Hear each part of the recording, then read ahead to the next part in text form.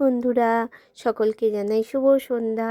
আজকে আবার একটা নতুন ব্লগ নিয়ে তোমাদের কাছে চলে এসেছি। আজকে যে ব্লগটা তোমাদের সাথে শেয়ার করছি সেটা ছিল শিবরাত্রি দিনের সন্ধেবেলাকার। আমরা অঙ্কলিং কালীবাড়িতে শিবের মাথায় জল ঢেলে তারপরে দেখো বাবা বর্ধমানেশ্বরের কাছে চলে গেছিলাম। তোমরা তো প্রথমেই দেখতে পেলে যে কত ভিড়, সবাই লাইন দিয়ে দাঁড়িয়ে ছিল বাবার মাথায় জল ঢালবে বলে।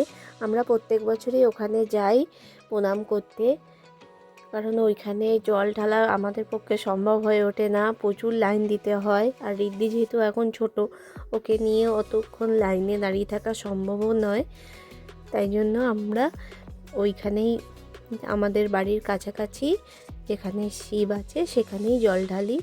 তো ওখানে গিয়ে আমরা প্রণাম করেছিলাম। দেখো কত দর্শনার্থী এসছে, কত জায়গা থেকে জল ঢালতে বাবার মাথায়। সেই দিনকে প্রচুর ভিড় হয়, মেলাও বসে।